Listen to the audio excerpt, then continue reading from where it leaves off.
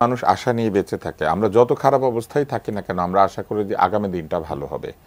কিন্তু সমস্যা যেখানে সেটি হচ্ছে যে আপনি অতীতকে যত বিচার আচার করতে থাকবেন এবং বর্তমানকে আপনি যত অবহেলা করতে থাকবেন ততই আপনার ভবিষ্যৎ অন্ধকার হবে। এখন অপরাধের বিচার চাই। মানবতার বিরুদ্ধে অপরাধ হয়েছে, জনগণের বিরুদ্ধে অপরাধ হয়েছে, মানুষকে হত্যা করা হয়েছে, এই বিচারগুলি তো হবে। কিন্তু এর পাশাপাশি এই মুহূর্তে যদি কোনো অপরাধ সংগঠিত হয় সেই অপরাধ হয় বন্ধ করতে হবে, নইলে সেই অপরাধেরও বিচার করতে হবে। এখন অতীতের রাজনীতিবিদরা চাঁদাবাজি করেছেন, গুন্ডা পেলেছেন, জুয়ার আড্ডা খুলেছেন, মানুষজনকে নির্যাতন করেছেন, এটা তো তদন্ত হচ্ছে, অনেক কিছু আমাদের চোখের সামনে ঘটেছে, সব সাক্ষ্য প্রমাণ আছে, এইগুলির বিচার হবে। কিন্তু এই মুহূর্তে যদি একই জিনিস আমরা চলতে দেই তাহলে তো আমরা ভবিষ্যৎকে বদলাতে পারলাম না।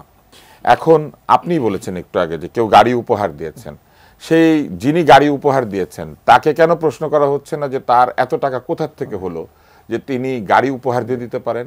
আর উপহারে যদি দেবেন এতদিন দেন নাই কেন? জুলাই মাসের পরে এত উপহার শুরু হলো কেন? জুলাই মাসের আগে উপহার কোথায় ছিল? তো এই প্রশ্নগুলি তো তাদেরকে করতে হবে। এরা কারা? হঠাৎ করে তারা এই গাড়ি বাড়ি নানান কিছু নিয়ে এসে হাজির হয়ে যাচ্ছেন এবং তারা আমি তো বলবো যে তরুণদেরকে এক ধরনের ভুল পথে নিয়ে যাওয়ার জন্য তারা বিনিয়োগ করছেন।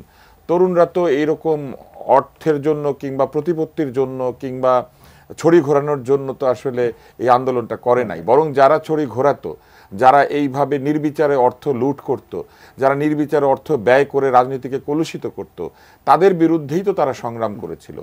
তো যদি এইরকম হয় যে আপনি যার বিরুদ্ধে সংগ্রাম করছেন তার মতোই চেহারা ধারণ করছেন এবং সেই কাজে আপনাকে কেউ উৎসাহ দিচ্ছে, একটা প্রাডো গাড়ি কিংবা একটা আরো দামি গাড়ি কাউকে উপহার দিয়ে দিচ্ছে, কাউকে ব্যবহার করার জন্য দিয়ে দিচ্ছে, এই লোকগুলি কারা? কারা রাজনীতির মধ্যে আগের মতোই অর্থ নিয়ে প্রবেশ করেছেন এবং টাকা পয়সা দিয়ে রাজনীতিকে নিয়ন্ত্রণ করার চেষ্টা করছেন? এই প্রশ্নটা তো করতে হবে। মাঠের অলরাউন্ডার আমি, আর ঘরের অলরাউন্ডার টাইলক্স।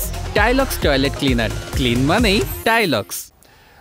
দ্বিতীয় যে জায়গাটি সেটি হচ্ছে যে আমরা যদি রাজনীতিতে সত্যি গুণগত পরিবর্তন করতে চাই এবং ভবিষ্যৎকে বদলাতে চাই তাহলে মানুষকে হয়রানি করার জন্য মামলা দেয়া, একসঙ্গে 100, 200, 300 জনকে মামলায় দিয়ে তাদেরকে নানাভাবে হয়রানি করা, যেটি বিভিন্ন পত্রিকাতে কিন্তু এটার প্রতিবেদন প্রকাশিত হয়েছে, সেটি না করে বরং যে সত্যিই অপরাধ করেছে তাকে যত দ্রুত বিচার করা যায় সেই দিকেই তো মনোযোগ দেওয়া উচিত। 300 জনের নাম থাকলে 300 জনকেই তদন্ত করে দেখতে হয় যে কে দোষী কে দোষী না। যারা এই মামলাগুলি দিচ্ছেন, মামলা দেখলেই তো বোঝা যায় যে সেইখানে অনেকেই আছেন দেশে ছিলেন না, সরাসরি প্রত্যক্ষ অপরাধে জড়িত থাকার সুযোগ ছিল না, তাহলে আগের মতোই কিন্তু মামলা দেওয়া হচ্ছে। আমরা দেখেছি বিশিষ্ট জনকে মামলা দেওয়া হয়েছে, ফেরির থেকে বাসন চুরি করেছে, গরু চুরি করেছে, ছাগল চুরি করেছে, ঘড়ি চুরি করেছে, তাই না? সে একই রকম মামলাই কিন্তু এখন দেয়া হচ্ছে। তাহলে এই জায়গা থেকেও তো বের হয়ে আসতে হবে। আমরা যাদেরকে দিয়ে আইন শৃঙ্খলা রক্ষা করাবো তাদেরকে কতগুলি ভুয়া মামলা তদন্ত করার জন্য দিয়ে দিচ্ছি, বরং যে অপরাধ করেছে যত তাড়াতাড়ি সম্ভব দরকার ছিল তাদের বিরুদ্ধে সকল সাক্ষ্য প্রমাণ এক জায়গায় করে বিচারকে সামনের দিকে নিয়ে যাওয়া, সেটা না করে বিচারকে ভারাক্রান্ত করা হচ্ছে। আর তৃতীয় যে জায়গাটি সেটি হচ্ছে সবচেয়ে অসুবিধাজনক, সেটি হচ্ছে যে কোটার বিরুদ্ধে সংগ্রাম, এবং এই সংগ্রামটা কিন্তু দীর্ঘদিনের। এই আমার পাশে ডাকসুর প্রাক্তন ভিপি, এখনো সে ভিপি আছে কারণ নতুন ভিপি তো হয় নাই, ডাকসুর নিয়ম অনুযায়ী যতদিন পর্যন্ত নতুন নির্বাচন না হবে ততদিন পর্যন্ত সে ভিপি থাকবে। আমরা আমানুল্লাহ আমান ভাইকে দেখেছি 2 দশক ধরে তিনি ভিপি ছিলেন, তার চেয়েও বেশি। তো এখন এই ভিপি যে যিনি বসে আছেন, এই কোটা আন্দোলন তো তাদের হাতে শুরু হয়েছিল। সেই কোটা আন্দোলনের মূল কথাই তো ছিল মেরিটোক্রেসি, কথা ছিল যে যে মেধাবী সে পাবে সুযোগ।